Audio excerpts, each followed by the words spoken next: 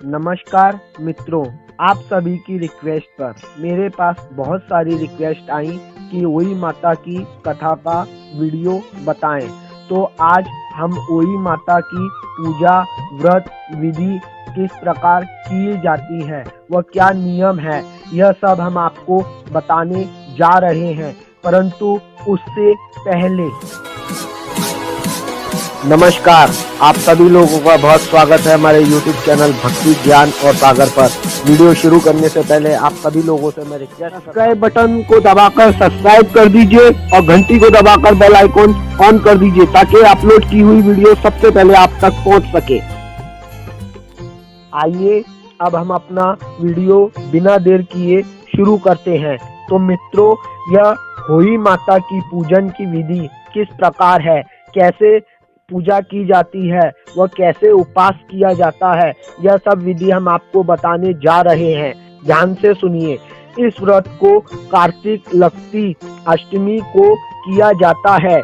जिस दिन की दीपावली होती है, यानी कि जिस वार की दीपावली होती है उसी वार की ओई माता होती है।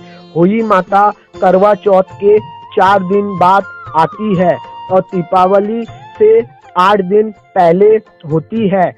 ओई माता जिस दिन की पड़ती है उसी दिन की दीपावली पड़ती है। इस व्रत को सभी माताएं, यानी कि स्त्रियां जिनके पुत्र संतान होती है, वह इस व्रत को करती हैं। बच्चों की माँ दिन भर व्रत रखकर भूखी प्यासी रहती है। इस व्रत को निर्जल ही किया जाता है। सायंकाल पर अष्टमी की पूजा की जाती है, यानी अष्ट कोनक की ओई माता की पुतली रंग से भरकर दीवार पर गेरू से और गोबर से उसी पुतली को बनाया जाता है और उसके पास उसकी पूजा की जाती है। और उस पुतली के पास सेई तथा सोई के बच्चे यानी साऊ के बच्चों का चित्र भी बनाया जाता है। यह ओई अष्टमी का चित्र आपको बाजार में मिल जाए तो मंगवाकर दीवार पर लगा लें तथा उसकी पूजन करें। सूर्य अस्त के बाद ही, अर्थात तारे निकलने पर ही ओई माता की पूजा करनी चाहिए। करने से पहले पृथ्वी को पवित्र कर चौक पूरकर एक लोटे में जल भरकर एक पटा यानी कि पीढ़ा पर कलश रखें। उससे पहले थोड़े से गेहूं के दाने उसके ऊपर रखें और फिर कलश रखें। फिर कलश पर स्वस्तिक वगैरह बनाएं और उस कलश पर पानी भरा जाता है। इसी प्रकार उस कलश को रखकर पूजा करनी चाहिए।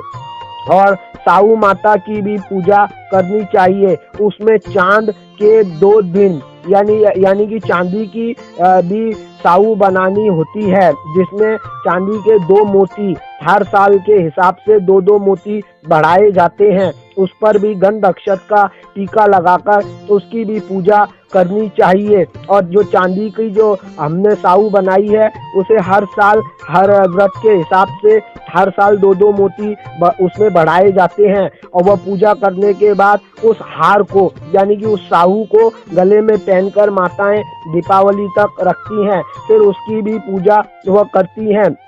उस पूजन के प्रभाव से उनके पुत्र की उम्र काफी लंबी होती है और साहू माता का आशीर्वाद उन पर सदैव बना रहता है। इस प्रकार यह पूजन करनी चाहिए। जल से भरा हुआ लोटा, उस पर सातियां बनाकर यानी कि जो हमने कलश रखा है, एक कटोरी में हलवा तथा रुपया बायना निकाल कर रख लें और 7 दाने गेहूं के लेकर कहानी सुने। कहानी सुनने के समय ओई यानी कि साऊ माता की माला गले में पहन लें। जो बायाना निकाल कर रखा था उसे साऊ जी के पांव लगाकर आदर पूर्वक दे देवे। इसके बाद चंद्रमा को अर्घ देकर स्वयं भोजन करें। व्रत रखने और इस व्रत के प्रभाव से ओई की नाम की देवी प्रसन्न होगी और वह उसके पास आएगी। तुम उससे अपने अपने पुत्रों की दीर्घ आयु मांग लेना। बहन बेटी के यहाँ भी बयाना भेजना चाहिए। इसी प्रकार यह पूजा की जाती है। अब मित्रों, हम आपको बताते हैं कि यह किस प्रकार इसकी कहानी होती है। तो कहानी भी हम आप सबको बताने जा रहे हैं, तो कहानी को ध्यान से सुनिए। एक साहूकार था जिसकी 7 बेटे और 7 बहुएं थी और एक उसकी बेटी थी। जब दीपावली का समय नजदीक आ रहा था तो ननद और 7 बहुएं खेत में चली गई। वहां पर उन्होंने देखा नहीं और अपनी खुरपी से मिट्टी खोदने लगी। मिट्टी खोदते समय देखिए जो साहू के बच्चे थे वो मर गए। तो साहू माता ने श्राप दे दिया कि मेरे बच्चे जिसने भी मारे हैं उसे बच्चे ना हो, और हो तो वो शीघ्र मर जावे। इसी प्रकार साहू माता ने श्राप दिया। तब ननद ने यह खोदा था और ननद के हाथ से ही साहू माता के बच्चे मरे थे। तब ननद रोने लगी, साहू माता से प्रार्थना की, हे माता मुझसे गलती में यह हुआ है, अब मुझे क्षमा करिए। माता साहू ने कहा कि तुमने मेरे बच्चे मारे हैं तो तुम्हें तुम्हारे बच्चे कैसे जीवित रहेंगे। उन्होंने श्राप दिया। तो वो रोने लगी और उसने अपनी भाभीियों से विनती की कि मेरे बदले तुम अपनी कोख बंधवा लो। तो कोई भी भाभी तैयार ना हुई, परंतु जो साहूकार की छोटी बहू थी वो सोच में पड़ गई और उसने सोचा कि मैं अपनी कोख बंधवा लेती हूँ। तब साहू माता से उन्होंने प्रार्थना की और प्रार्थना कर कर अपनी कोख बंधवा ली। जब साहू माता ने उसकी कोख बांध दी तो वो सब अपने अपने घर चले गए। जब सारी बहुओं के बच्चे होते थे और जीवित रहते थे, परंतु छोटी बहू के जब बच्चे होते तो वो केवल 7 दिन बाद ही मर जाते। तो बहुत समय बीत गया तो साहूकार ने पंडित को बुलाया। पंडित को बुलवाकर पूछा कि यह क्या है, पंडित जी हमें बताइए। तो पंडित जी ने कहा यह साहू माता का श्राप है और इससे ही उसकी कोख बंधी है। यदि यह सुरभि गाय की पूजा करे तो माता सुरभि गाय उसकी उपाय उसे बता सकती है, क्योंकि साहू माता की सहेली यानी कि भाईली है सुरभि गाय। इसी प्रकार उसने सुरभि गाय की पूजन करना शुरू किया। प्रातः काल उठते ही साहूकार की बहू माता सुरभि के पास जाती और उसकी साफ सफाई कर कर उसकी देखभाल कर कर लौट आती।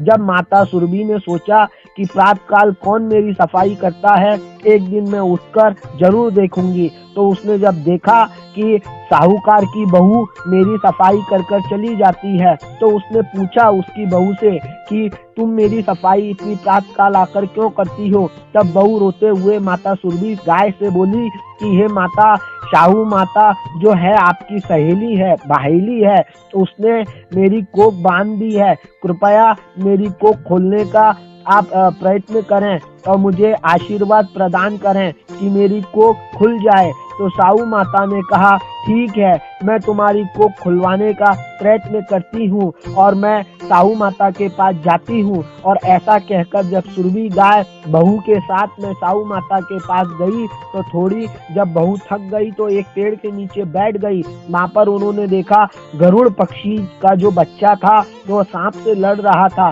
तो उसकी बहू ने देखकर सांप के बच्चे को भगा दिया और साहू माता का जो बच्चा था, गरुड़ पक्षी का बच्चा था, उसे बचा लिया। बचाने के बाद में जब गरुड़ पक्षी आया तो उसने फिर श्राप देने लगा कि तूने मेरे बच्चे को मारा है। तो उसी समय उसने प्रार्थना की कि मैंने आपके बच्चे को नहीं मारा और मैंने तो इसे बचाया है। फिर वो सब मिलकर माता साहू के पास गए। साहू माता ने कहा कि तू जो भी साल में जितनी भी अष्टमियां आती हैं उनका व्रत करना। तब बहू ने वह व्रत करना शुरू किया और एक दिन जब अष्टमी माता आई तो वो बहुत ही उसे मारने लगी उसकी बहू को और उसे कहने लगी मैं तेरी मदद नहीं कर सकती। तब उसने कहा हे माता आप मेरी मदद करिए। तब माता ओही ने अपनी कन्नी उंगली यानी कि लेडी फिंगर को काट कर खून निकाला। खून जब टपका तो उसके जो पहले 7 बच्चे मर चुके थे वो पुनः जीवित हो गए और माता साहू के भी बच्चे जीवित हो गए। जिस प्रकार होई माता ने सबके बच्चे जीवित किए और साहू माता के भी बच्चे जीवित किए, उसी प्रकार होई माता सबके बच्चों को सुख शांति प्रदान करना, ऐसा हम आपसे प्रार्थना करते हैं। इसी प्रकार होई माता की पूजन की जाती है। वो तारों की पूजा की जाती है, सूर्य की पूजा की जाती है, चंद्रमा की पूजा की जाती है, साहू माता के बच्चों की पूजा की जाती है। और इस प्रकार पूजा करने के बाद जो बायना निकाला है उसे दान किया जाता है। और दान करने से पहले माता होई माता की आरती। बोले अहोई माता की जय। आइए अहोई माता की आरती शुरू करें। जय अहोई माता मैया, जय अहोई माता, तुमको निश दिन सेवत हरे विष्णु धाता। ओम जय अहोई माता, ब्रह्माणी रुद्राणी कमला तू है जग माता। सूर्य चंद्रमा ध्यावत नारद ऋषि गाता।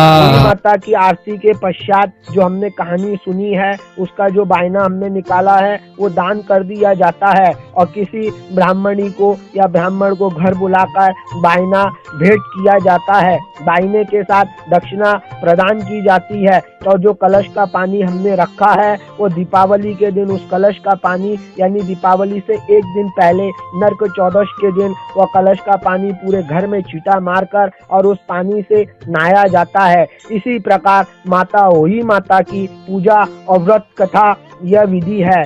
मित्रों, यदि आप इस प्रकार माता होई की पूजा करेंगे तो हमारा पूर्ण विश्वास है होई माता की कृपा सब पर बनी रहेगी। फिर मिलेंगे अगले वीडियो में, तब तक देखते रहिए आपका अपना YouTube चैनल भक्ति ज्ञान सागर। जय